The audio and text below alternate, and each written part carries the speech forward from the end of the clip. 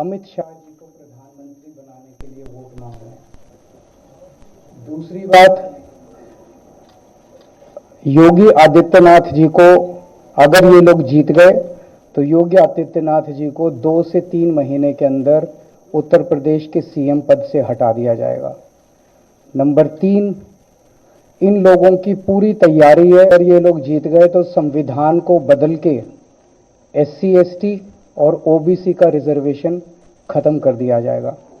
और नंबर 4, जो आंकड़े अब देश भर से आ रहे हैं वो ये दिखा रहे हैं कि 4 जून को इंडिया गठबंधन की सरकार बनने जा रही है और NDA को और BJP को बहुत कम सीटें मिलने जा रही हैं। अब मैं अपने सबसे पहले पॉइंट पे आता हूं।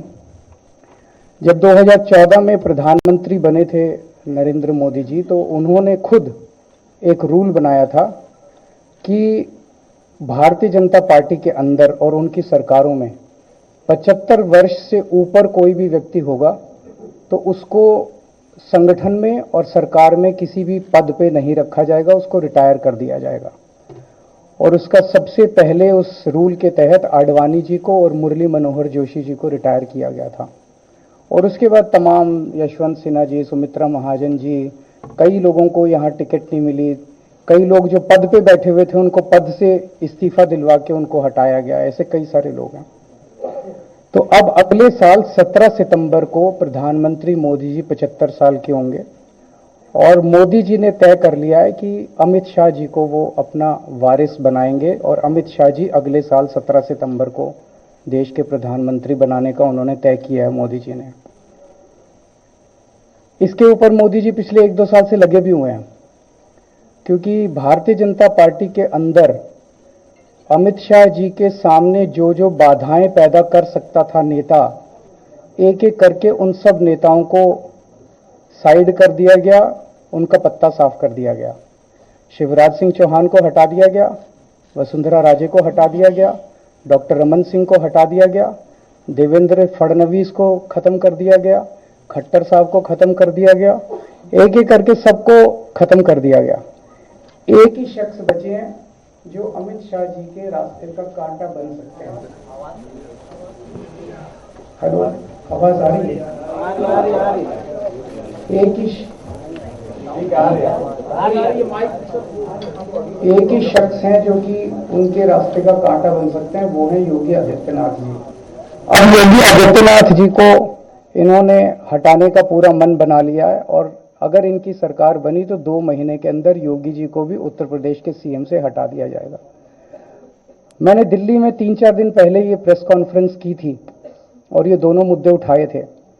जैसे मैंने मुद्दे उठाए थे तो अमित शाह जी ने और उनके कई नेताओं ने अपनी भावना प्रकट की कि नहीं, मोदी जी को 75 साल में इस्तीफा नहीं देना चाहिए, मोदी जी को 75 साल पूरा कार्यकाल पूरा करेंगे।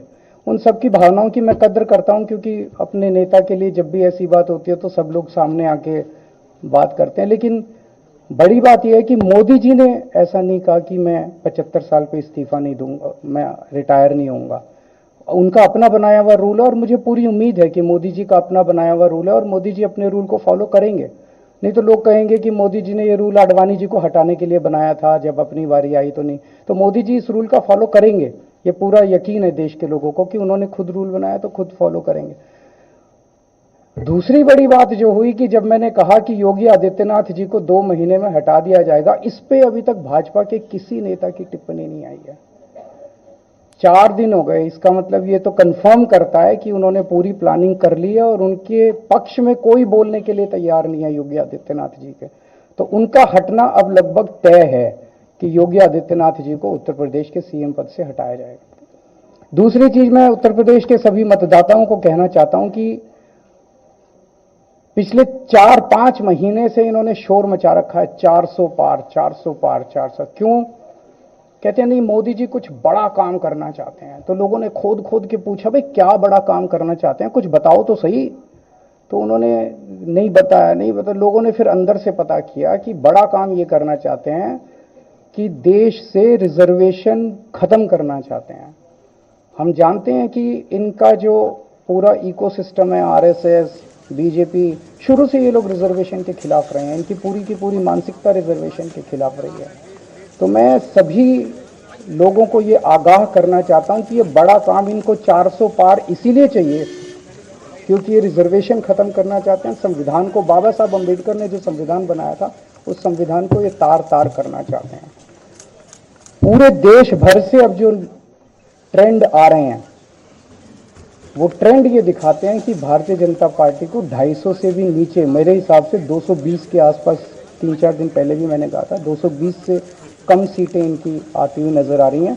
आप हिसाब लगा लीजिए। मैं हरियाणा होके आ रहा हूँ कल परसों, हरियाणा में इनकी बहुत कम हो रही हैं, दिल्ली में इनकी बहुत कम हो रही हैं, पंजाब में मुझे नहीं लगता इनकी कोई सीट आ रही है, कर्नाटक में इनकी काफ़ी कम हो रही हैं, महाराष्ट्र में इनकी बहुत कम हो रही हैं, बंगाल में इनकी कम हो रही हैं, यूपी में इनकी कम हो रही हैं, बिहार में इनकी कम हो रही हैं, झारखंड में इनकी कम हो रही हैं, राजस्थान में इनकी कम हो रही हैं। तो इनकी सीटें आ कहाँ रही हैं? तो इनकी 220 के नीचे सीट आ रही हैं। इनकी सरकार बीजेपी की सरकार नहीं बन रही है, इंडिया गठबंधन की सरकार बनेगी और इंडिया गठबंधन की सरकार जो है वो देश को एक प्रगति के रास्ते के ऊपर लेके जाएगी। इस तरह से जो पूरे देश के अंदर एक नेगेटिविटी इन लोगों ने फैलाई है उसको हम लोग ठीक करेंगे।